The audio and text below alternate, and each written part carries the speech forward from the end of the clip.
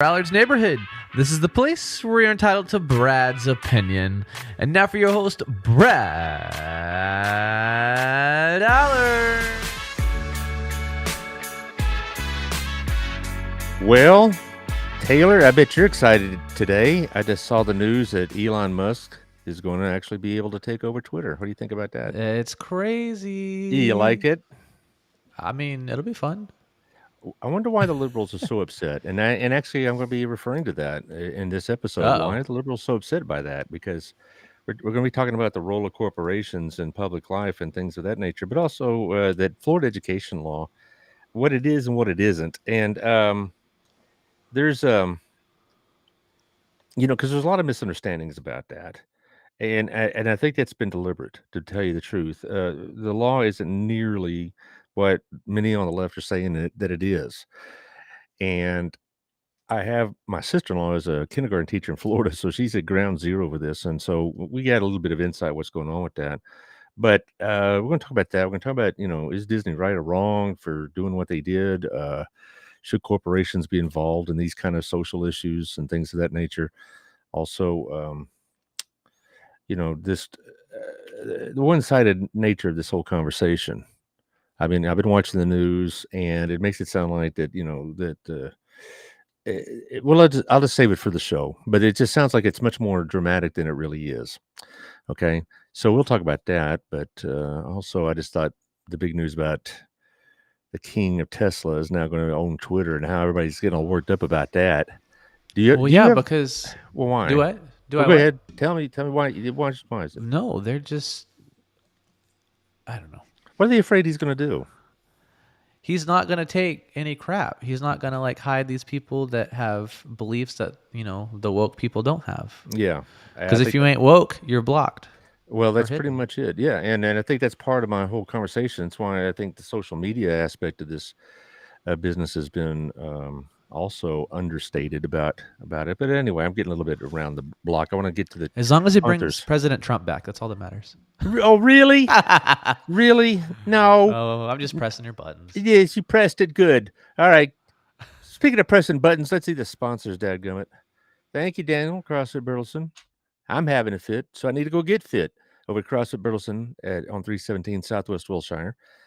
CrossFitBurleson.com is the webpage, and they'll tell you how to sign up for programs and training and whatnot and the protocols. So CrossFit Burleson on 317 Southwest Wilshire. Give it a shot. You'll be glad you did. Thank you to Shandy over at Stogsdill Group.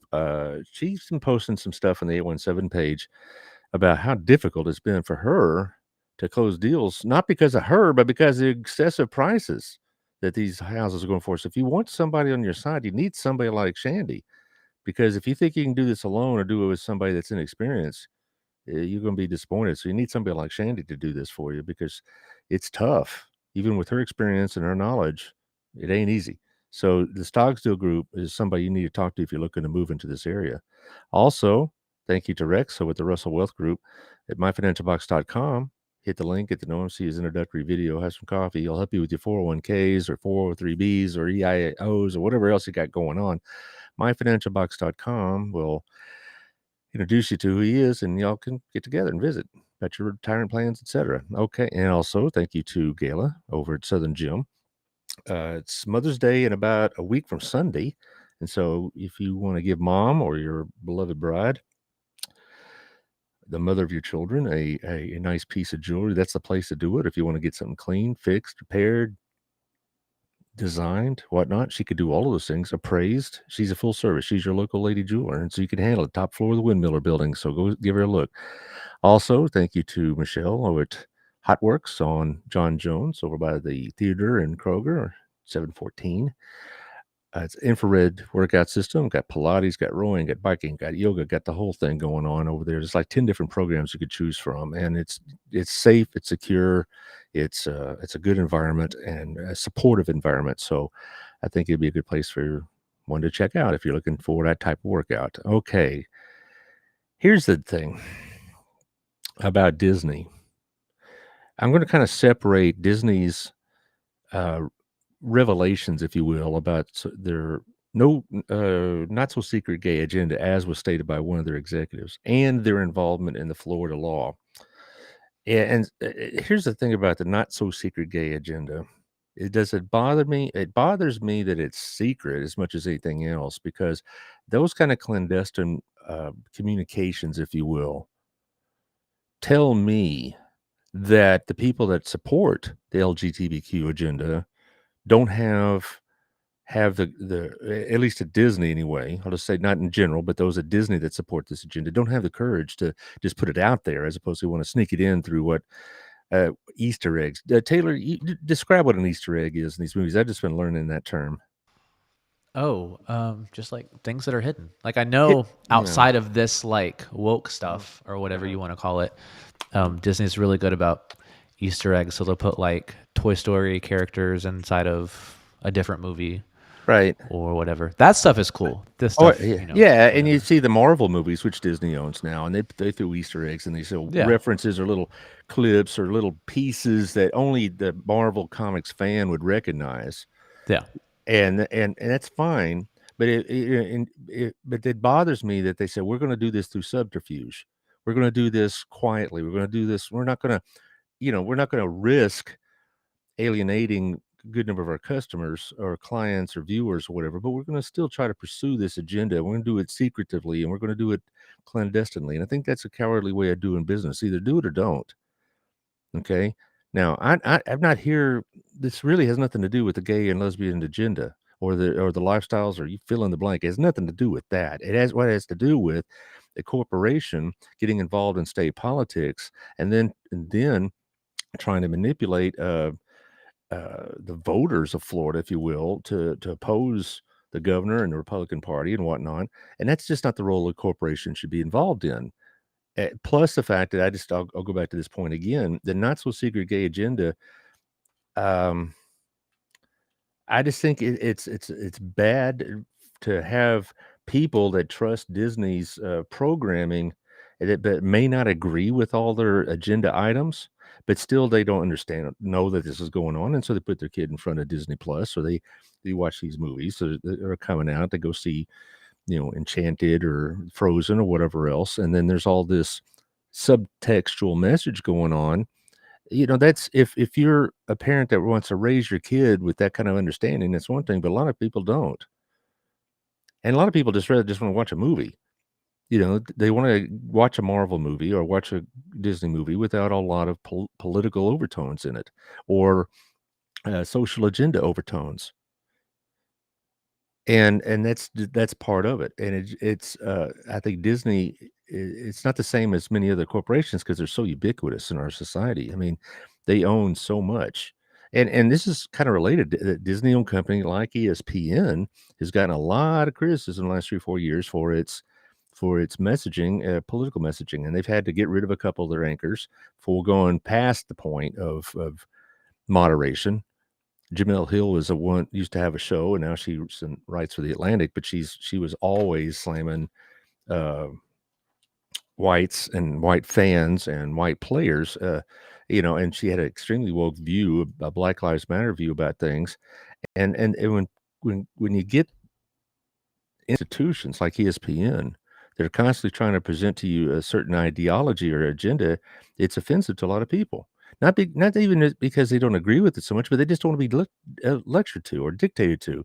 You see this a lot in award shows. I never watch award shows because I really don't care who wins the Oscars, but I'll never watch them because they're basically you're going to get a lot 3 hours of basically woke ideology thrown down at you and the Grammys and the Emmys, and you fill in the blank. It's going to be, a 3 hour struggle session, as they used to call it in the communist countries, where they sit there and they try to hammer the viewer into thinking, something's wrong with you if you don't think like I do, this very talented multi-millionaire movie star.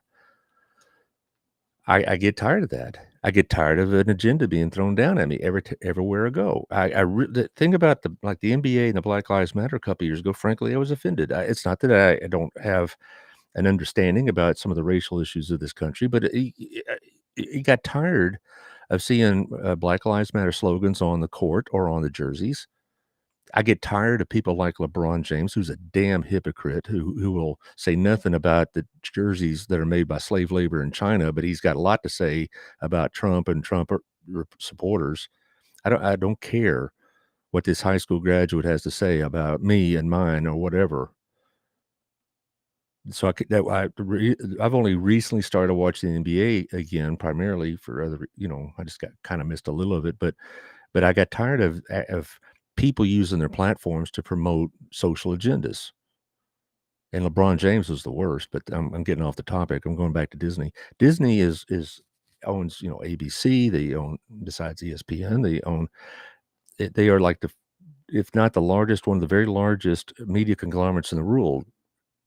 And so it's not like a local company taking a stand one way or the other on something. This is something that's in just about in every home.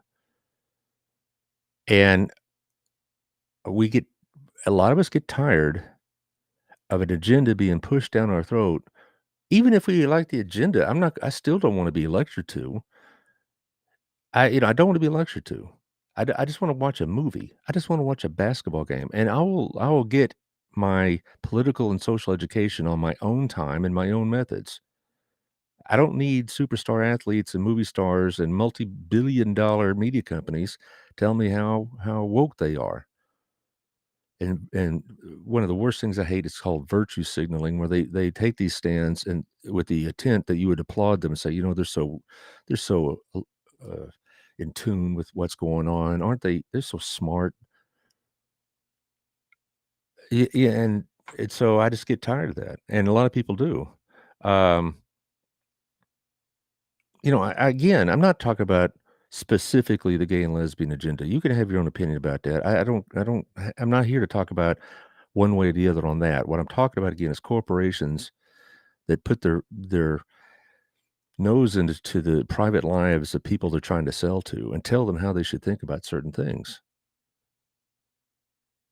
And the hypocrisy of this is also apparent because when Chick-fil-A, the owner of Chick-fil-A said he still supports traditional marriage, one man, one woman, and he'd give money towards those causes.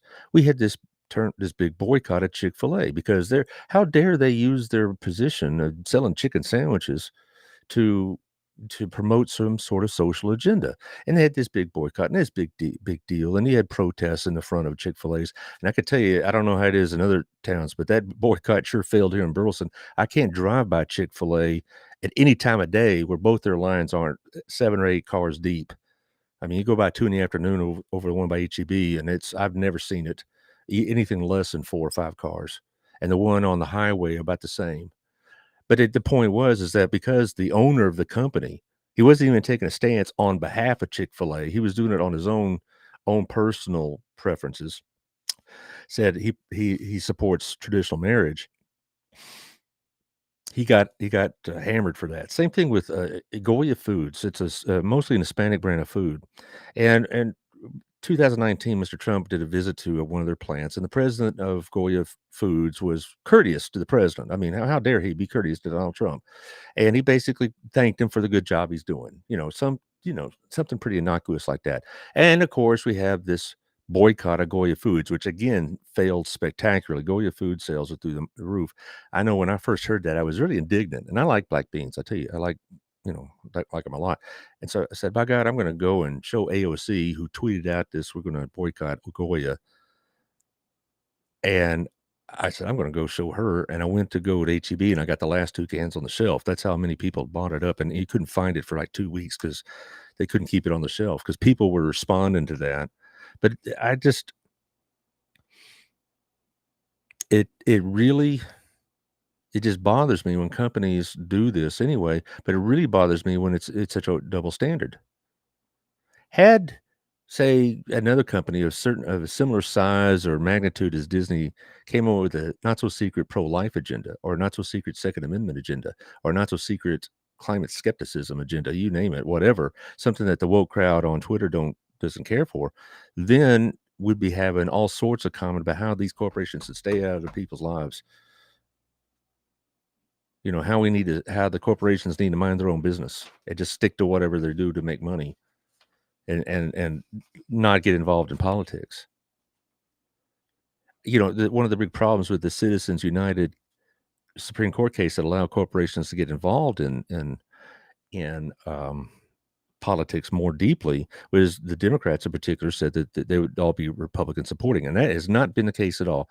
Most of these corporations are deathly afraid of the boycotts and the negative publicity they get, and so they take these more socially liberal agenda positions because it saves them from all the flack they'll get on Twitter. How many corporations bowed the knee to the Black Lives Matter movement? Now, again, I wanted to say this to cover myself. I understand some of the issues of racism and race in this country, and they need to be seriously addressed. But Black Lives Matter is proven to be basically a scam.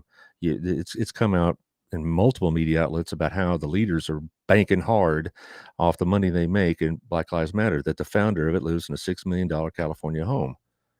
But they would go to these companies and basically said, if you don't, jump on board and support our cause and donate liberally to it, then we will turn on you in public media and social media and call you hypocrites and racists and whatever else and hurt your business. And so a lot of these companies just pony up because they don't want to deal with the negative fallout. And as far as boycotting Disney, that's up to you if you want to do that. I think it's kind of useless to boycott Disney. I'm at the age where I don't really watch many of their cartoons or whatnot, but I do watch ESPN. I do watch ABC, which is also a Disney production. I do listen to several other or watch several other outlets that are connected to Disney, and I'm not going to boycott them because one thing, it's pointless. Second of all, um, it's just not a route I'm going to take. Now, are there companies that I would not support because they're so overtly political? I can't think of one off the top of my head, but if it got to the one where they were aggressively opposed to things that I believed in, yes. But right now, I can't think of one where that's aggressively opposed or whatnot. But I do think that some of these corporations need to realize it's not just their customers that they're dealing with; it's also the owners, the stockholders. And they do have a responsibility to them. They have a responsibility to society. They have a responsibility to be good citizens, corporate citizens, but they also have a responsibility to their shareholders, and not every shareholder in Disney agrees with what they're doing. Not every shareholder agrees not just with the agenda, but with the whole aspect of being involved in corporate politics. They just wanna invest, make their dividends, and capital gains rise and move on. They're not interested in participating in some crusade. And, as far as will it hurt Disney, I doubt it very seriously. They're so huge and so omnipresent, I doubt it. As far as Disney World, it's probably one of the number 1 tourist destinations in the world, and that'll continue. And should it continue? If you wanna go, it's expensive, I know that much, but if you wanna go, get after it. I'm not here to advise you. Hey, I'm not gonna get on this podcast and try to organize a boycott of Disney because I look like a fool doing so. But the point is that, um, that I don't like corporations getting involved in political or social stances, period. If there was a company that was, I'm pro-life, and if there's a company that was actively pro-life in its public presentation of itself as a company, I guess I'd have a problem with that. Maybe less so because of I might agree with it, but I'd still to be non-hypocritical about it, I would. Now, if Disney internally and their HR policies and then how they deal with their employees wanna have a very supportive LGBTQ climate, good for them. What do I care? Great, wonderful. If you boycotted every company in America that had that similar policy, then we basically wouldn't leave the house. But, um, I still would have a problem with a company using its influence and my investor money and my patronage of that company to pursue social and political agenda items. I didn't invest in XYZ company because they're woke or not woke. I invested because I thought they'd make money. I just tell Disney, stick to what you're doing. And it's not so secret gay agenda where where it also quote is going to introduce queerness whenever we can. That's a quote. That's just not right. For a lot of these young children that watch this, these are the kind of things that the values of such one way or the other. need to be taught by people that love them, not try to exploit them. Need to be taught by their parents, not by some distant media company. We don't need Disney to tell us how to think about these issues or any other issues. Okay. Now I know that when Martin Luther King Day comes, a lot of companies do ads about Martin Luther King. Hey, I got no problem with that. I really don't. It's a holiday. It's an important thing. But let's also not kid ourselves either. They're not doing it just because they want to show that they care. They're also trying to ingratiate themselves to a certain customer base, and so they're using Martin Luther King holiday or Juneteenth or Earth Day, which is another one of these type of holidays that get exploited. They're using it to try to ingratiate themselves to their to customers, not just because they genuinely in their hearts feel like this is something that's important. Now, I'm at the other side of the commercial. I'm going to talk about the Florida education law and what the problems are with that, and there are lots.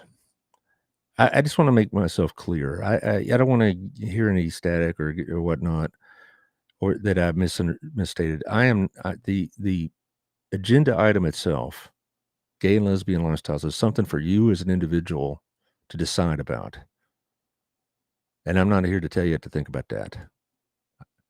What I'm here to tell you is that Disney shouldn't be telling you what to think about that either.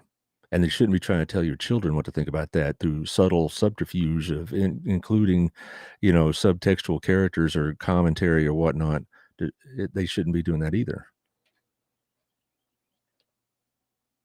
And I guess I've just had a belly full of companies trying to position themselves on the woke side of these issues because they're so afraid that they're going to get bad Twitter reviews, or they're going to have AOC say something mean about them like Goya, or they're going to have massive boycotts just because people in private life, like Mr. Cathy, the owner of or the president of Chick-fil-A, has his own personal ideas about gay marriage and such that we're going to boycott his company because we don't agree with him.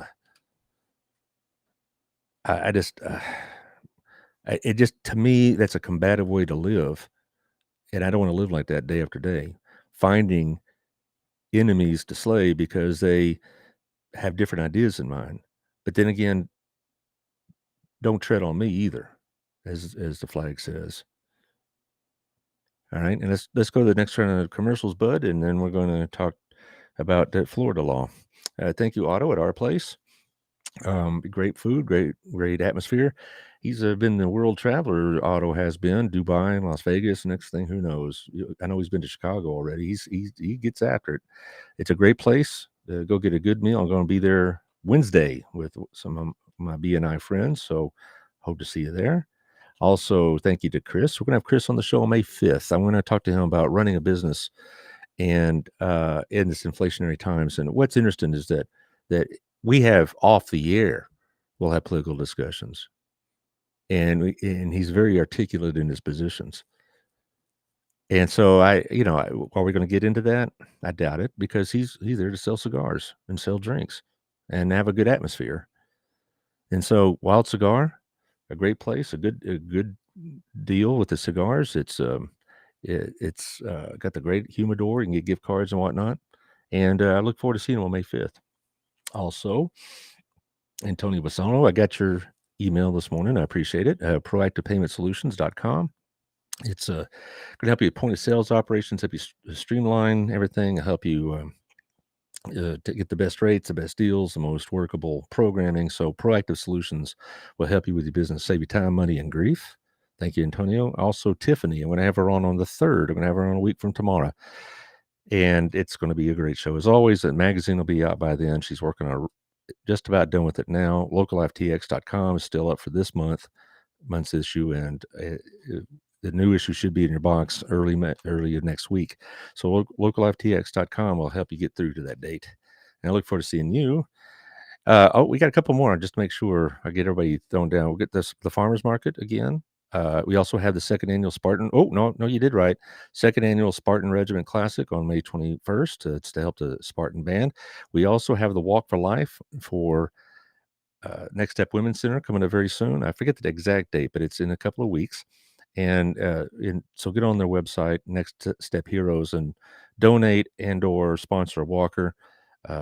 So Next Step has got some going on. Also, Friday on the 29th, the Center for ASD is having their gala down at the Burleson Event Center, which us old timers used to call some joint just outside of town. It's that white building on the highway that they refurbished a bit, so it's now Burleson Event Center. So we got three major things coming up. It's busy time. All right. Anyway, the Florida law. Here's the law. What it basically says is that conversations in the classroom about gender orientation and sexual orientation, gender identity are not to be had with children through K through 3. Okay. When I first heard about it briefly, I heard about it from its opponents first, and they said you couldn't have any conversations at all in the classroom about this kind of thing. And then I found out it was really K through 3, and I thought, are they really seriously thinking that kindergartners through 3rd graders is an appropriate audience for this kind of conversation in a classroom? I was amazed that they were throwing down this kind of fit. Now, people are accusing Ron DeSantis, the Florida governor, of using this as a political stunt to ingratiate himself with the Republican voters. Well, welcome to politics. They've been doing that for 200 years. Democrats, Republicans alike will take stances that may or may not be a real issue. I've asked my sister-in-law, I said, "Has this really been like a big topic of conversation?" Because no, we got too much other stuff going on, and these kids don't know anything about this. And so the idea that somehow that this has been an ongoing problem, there may have been problems with this teacher here, that teacher there, but as far as like being part of their lesson plan curriculum, that's not what was happening. So yeah, maybe DeSantis was making a point for political gain, and I would just say that is, if you think it's a Republican thing, you haven't been paying attention, because both parties do it liberally. And so, but the problem is, do this the opponents of this law really think that the K through 3 grade levels, the age levels, is an appropriate audience for these kind of complex issues and morally fraught issues? I can't imagine. I taught high school, as most of y'all know, for many, many years.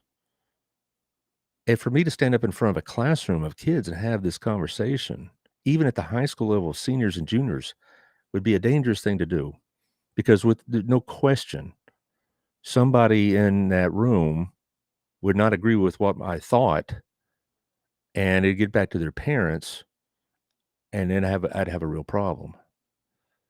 Now, private conversations, sure, I had those with students, private conversations during my lunch or before school, something like that.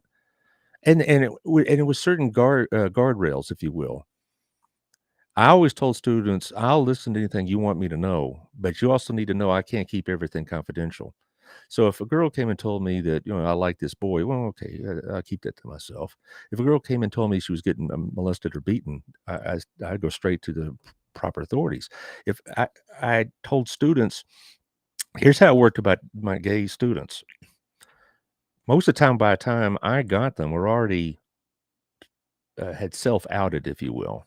So those conversations about whether or not to come out really didn't happen that often. But for those that were struggling with this, what I would tell them in private conversations, I don't want to be the only person that knows this.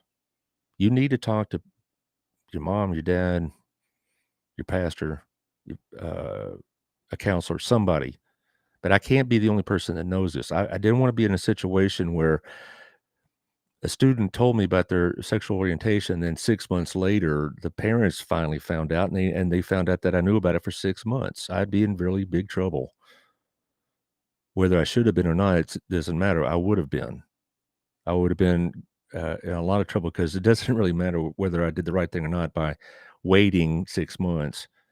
It's what the administrator that got the phone call thinks, and administrators don't like phone calls.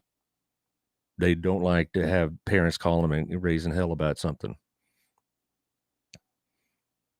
And so most of the time when I talk to a student about this in private, somebody, their family knew already.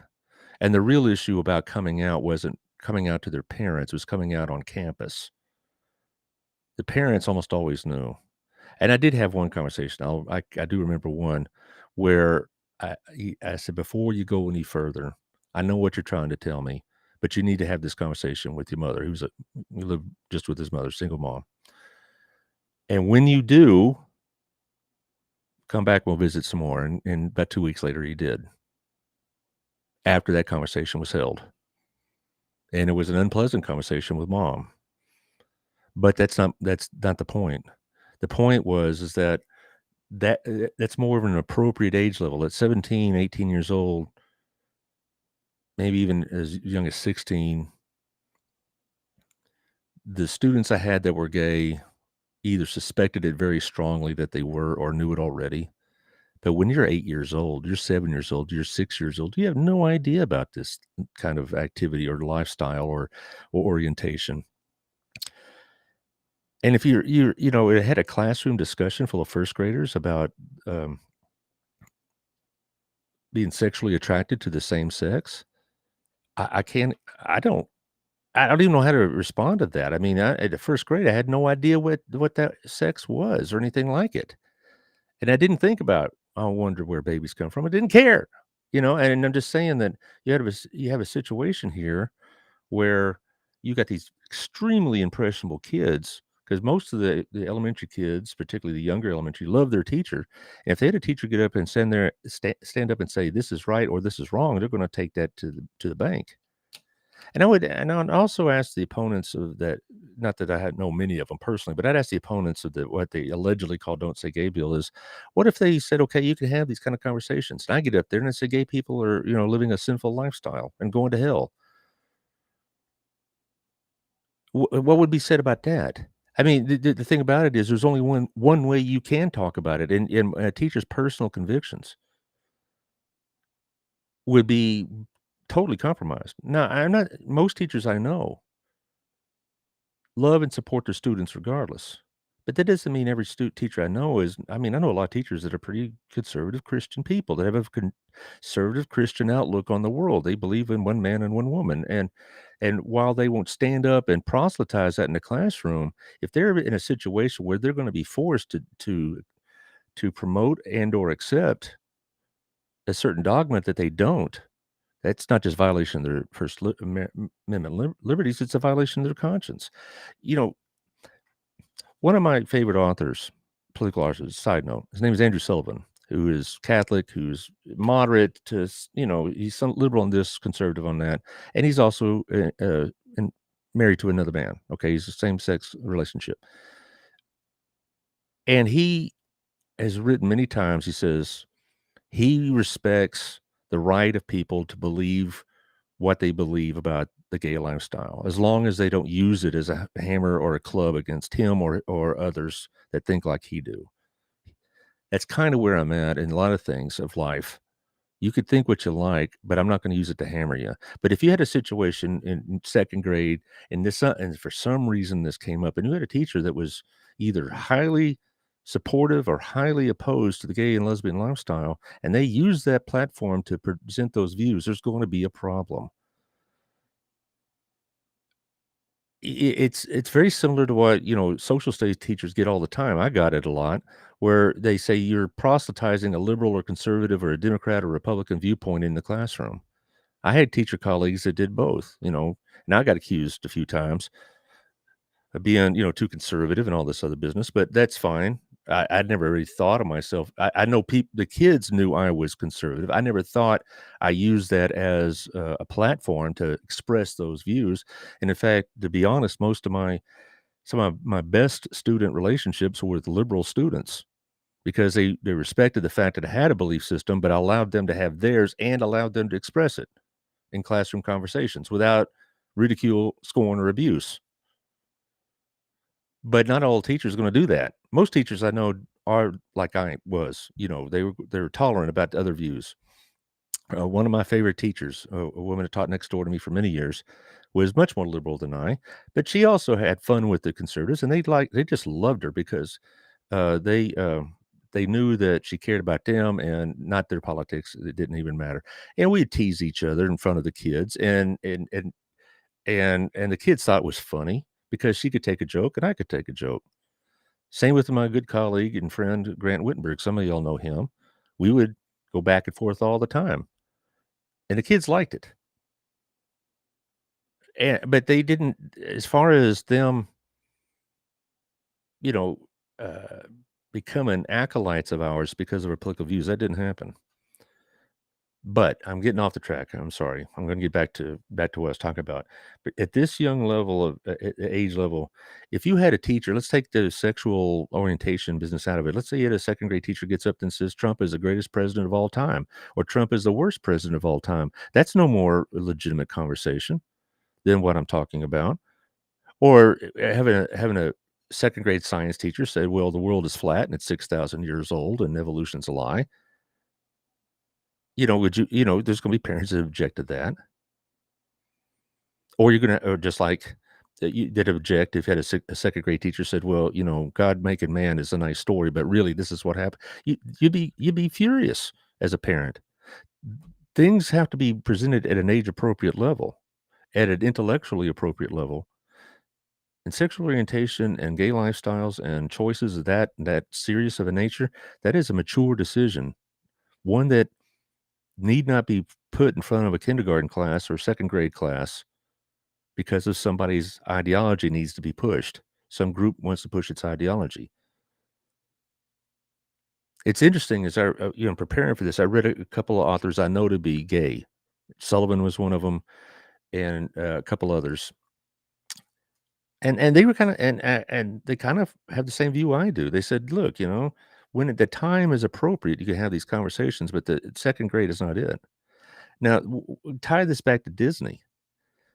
When they were raising hell about this, about Ron DeSantis, what was interesting about it, about this whole Disney thing, is that Disney World in Florida kinda was laying out of it, but their headquarters in California was very indignant, and they said, "No, you need to step in." And so there's the CEO of Disney World, at behest of his board members and whatnot, jumped in and criticized the bill, and that just gave a perfect target for, DeSantis, and what it resulted in is that Disney World lost its sanctuary type status. I didn't realize this till all this was happening, but the 40 square miles that consist of Disney World basically is a semi-autonomous state. They have their own police and fire and electric and water and the whole thing. It's a community within a community, and it's exempt from a lot of state and county zoning laws, and they're allowed to do a great deal of things independently of what the other counties and municipalities of Florida can do. They were given a special tax status. It's called the Reedy Creek Improvement District, and it's been there since 1967 when the Disney Corporation first moved to Central Florida. And it's a community. It has the fewest restrictions of any community you'll ever hear of. They're basically almost, like I said, a state within a state. And because of their heavy-handed approach to the "Don't Say Gay" bill, as they called it, the Florida legislature took away that special tax exemptions and tax status, and within a year, they're gonna dissolve that district, and the land is gonna be divvied up around the surrounding counties, and these counties will now be, dealing with Disney World. So I think it's Orange and Ocala County. They're the ones that are gonna be dealing with the newly desanctified Disney, and so they're gonna have to assume police and water and whatever else, and so it's really gonna be interesting to see what happens. A lot of people said that's in retaliation for this. If you have a company that has the incredible economic advantages and subsidies from the state, and you turn around and you use that to hammer the state like you just did, that was just dumb. And that's what this is just dumb because you had a situation where they thought basically they were immune to anything the state of Florida could do to them, and they could tell Ron DeSantis go pound sand, but it turns out they're going to take away that status in about a year, and it's going to have impact in Central Florida financially quite a bit. Um, Disney's going to have to start paying a lot more in taxes than it did before. We'll just put it that way. It's one of the fallouts. It's going to hurt their bottom line because they're going to be paying much more in property taxes than they had to before. They were exempt from county and state property taxes. Now they're not going to be. Okay. Um, to kind of sum all this up, having gay and lesbian students in my high school career, uh, at least opened my eyes to the difficulties and the struggles that they face. But I was dealing with a more mature audience than what this Florida law is covering. To put this in front of a kindergarten class or a second grade class is not just a violation of parents' rights, which I think it is. It's incredibly inappropriate. We wouldn't teach sex education to third graders. We wouldn't teach the birds and the bees to kindergartners. Yet, because this law says these are not going to be discussed in the classroom, they're trying to make it seem like they're suppressing the gay and lesbian lifestyle. That's not what's happening at all. They're just trying to take the teachers off the hook, basically, in my opinion. No teacher I know would really want to have this kind of conversation, whether they're pro or anti LGBT lifestyles. It doesn't matter. They don't want these conversations. I wouldn't want these conversations. Not in the classroom, not with an immature audience like a second grader, not with a parent that's going to be off the charts angry that I even brought it up with their student. That I just I'm still trying to figure out in my mind, in my own head, why people that oppose this law think this is a good idea to have these kind of open conversations. And I don't know of any student that's in the second grade that has come to grips with what he or she is to that point that they would have these kind of conversations. Most of the second graders, all they're concerned about is recess, toys, movies, things of that nature. So this is, I think, one of those things that really, really got um, well blown out of proportion, and Disney's going to pay the price for it. Now, is it going to hurt their bottom line in terms of tourism and Disney Plus? Well, there's people that are canceling their Disney Plus subscriptions, but I bet they'll survive. I know Disney and Disney World, Disneyland will. Um, to kind of sum this up, I'm glad this law exists for Florida teachers, not just, and it really has very little to do with this explicit content. It's the fact that it removes from them the burden of having to be put in a position where no matter what they say, somebody's going to take it wrong, and they're going to be sitting in an administrator's office trying to get rid of this problem. And sometimes getting rid of the problem means getting rid of the teacher. I have administrative friends, and some are really good, but I know a lot of administrators in my career. The last thing they want to deal with is a ringing phone and a hostile parent. And these kind of situations that put a teacher in a situation that, regardless, yay or nay, is going to antagonize somebody in that room or somebody's parent in that room. All it does is put them in a position to get hammered. And so I like this law because it removes from the teacher the obligations and possible repercussions that come with these kind of situations. Teachers are there not just to teach, they're also there to be there for their students. But they don't need to be put in situations where they're being forced to choose between their value system and states or their value system and some agendas, liberal or otherwise. There shouldn't be a situation where you got a classroom of 25 kids, and no matter what you say, somebody's parent is going to be raising hell on that phone. And you have an and you know administrator or administrative body that is not wanting to deal with this. I'm glad it's there. Okay. Not because I'm trying to suppress some agenda, but because I'm trying to protect teachers from being caught in a ground zero between these opposing forces. I'm glad it's there for them, like my sister-in-law, that she could focus at least that much more on trying to teach her kindergartners, the colors and their numbers,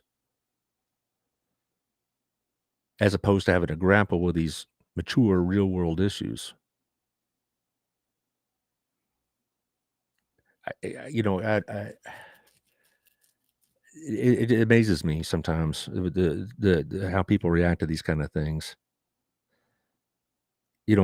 So as hopefully most you know, as I am a Christian.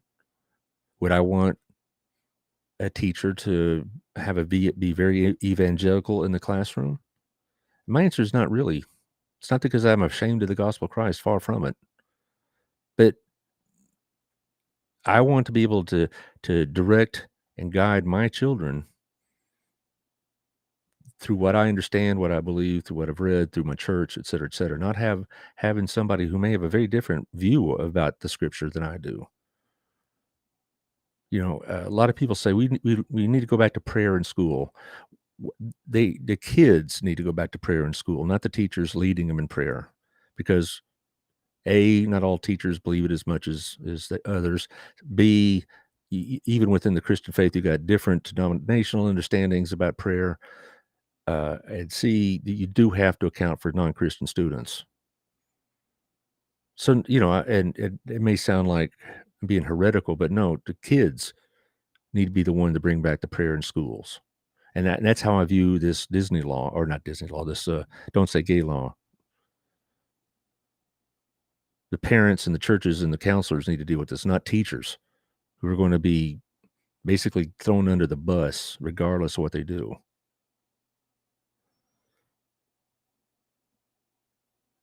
Now, that's about all I got to say about that. I appreciate y'all listening in. I hope y'all share this. I hope I was clear and explicit. But if not, I'll have time to try to explain myself better. But I just want to make myself clear is that the teachers don't need to be at ground zero between these forces. And when you talk about these kind of issues, it has to be age appropriate and specific to that student, not part of a curriculum or program. Anyway, that's all I got to say about that. Anyway, I'm gonna tomorrow, like I said, I'm gonna have on my if you're part of oh, by the way, let me rephrase, start over again. I'm building my text numbers, text messaging system. So there it is. If you text Mr. Allard to 85100, or I could put you on from here if you text me personally or message me on Facebook. I could put you on from here, but it just dial 85100 and with the word Mr. Allard in caps, you'll get on that list. Second of all, I'll be putting this out. It's on YouTube already, and if you're on that list, you'll be getting the YouTube version of this sent right to your phone, which is pretty handy. Tomorrow, I have a young woman named Sarah Pierce from American. Let me rephrase that one. Sarah Pierce does home inspections, and she and I are going to talk about not just about home inspections, but also talk about what to look for as a homeowner when you see these things happening in your home, what she looks for when she comes to your home, about her process, about her training, whatever else. And so we're going to talk about her situation and her expertise in not exploration. That's what I was trying to say. Examination, examination of your home, the foundation, the roof, etc. Also on Thursday, I'm going to be talking to Christina Bigley, who has another one of my BNI friends that has a painting company. She and her husband and her extended family, and they moved from Oregon to Texas for a specific reason, to get out of Oregon. And I'm going to talk to her about why she moved out of Oregon, why Texas, what compelled that move. And also we'll talk about her services as well. But that'll be fun to hear because we read all these stories in the paper about people moving from the West Coast to Texas. And, Shandy will tell you that. And other realtor friends I have will tell you that. And now I'm going to talk to somebody who actually did it and why they did so. So Sarah Pierce tomorrow and the home inspections. And, so it'll be very useful news for you. And Christina Bigley on Thursday. Next Monday, I have the mayor, Chris Fletcher. We're going to talk about the bond some more. Tuesday, I have Tiffany with her latest issue. Thursday, I have Chris Notaboom of Wild Cigar. We're going to talk about running a business in these times. So we got 5 consecutive studio shows, which Taylor always prefers, don't you? Yeah, They are nicer. yeah, it's yeah, it takes the burden off Yeah. me too. I have more control. Yeah, okay, let's run through the sponsors. Mr. Control. CrossFit Burleson, 317 Southwest Wilshire. Thank you, Daniel. I hope you're doing well. Hope you and Amber, the kids are doing well. Thank you, Shandy. And hope you're doing well. I know you're very busy. I know this real estate market is just absolutely crazy. She's going to be on in early June. I asked her to be on in May, but she has a graduating student. Her son is graduating, so it's a very busy time. So we're going to have her on in June.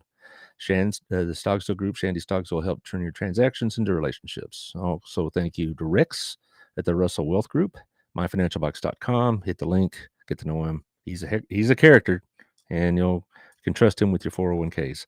Thank you to sorry, Gala at Southern Gym. Find jewelry and gemstones on the third floor of the Windmiller Building at the Standard. It's Mother's Day coming up, ring for spring, so there you go. She's a very sweet lady too. She'll help you what you need as a gift or whatnot.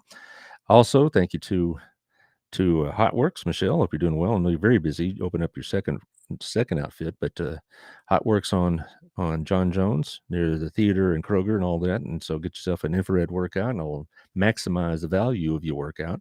Thank you to Our Place Auto. I'll be seeing you in a couple of days, so I'm looking forward to that. Our Place Restaurant, always a really nice place. Good food, good people, good God. Let's eat. Anyway, that's just an old corny joke. Anyway, thank you to Chris. And like I said, we'll see you next week over at Wild Cigar and Culture. Take care of yourself. I know you're pretty busy, keeping things going. It's a good place for gifts, particularly, if your mother likes a cigar, get mom a cigar for Mother's Day. How about that? Also to Proactive Payment Solutions with Antonio, and thank you for your support. ProactivePaymentSolution.com. Hit the link. It'll help you find ways to save money, streamline your operations, do better points of sale type operations. Also, Tiffany, I look forward to seeing you. Hope you're doing well. I know you're busy these days, but you'll make it. You'll make it. Graduation's coming. She also has a graduating senior, and so it does take up a lot of your time. Local Life Magazine will be in your mailbox probably in about a week. Looking forward to that. We look forward to all these charitable events we got coming. Like I said, I'll be talking about them probably the rest of the spring because there's just so many coming up, and I'm honored and I appreciate you using this forum. I appreciate your confidence in this forum to help promote those, and I hope it does some good. All righty, Taylor, you got anything else to say besides hail to Elon, the new Twitter Hail king? Elon. Yeah, Hail Elon. yeah. Well, it'll be interesting to see what the reaction of his purchase will be. But anyway, Oh, for sure. they'll be going nuts. But we'll talk about that. You should get him on your show. Yeah, no doubt. I say, Elon, my vast listening audience wants to ask you a few questions. I can give him a call. Have at it. All right. Say, this is your unacknowledged son, Elon. I'm going to expose you if you don't come on my show. What you would do if I texted you and he was really on your show? I would think you're joking with me. But if he really was there, we'll see. Okay. All right. I'll talk to y'all later.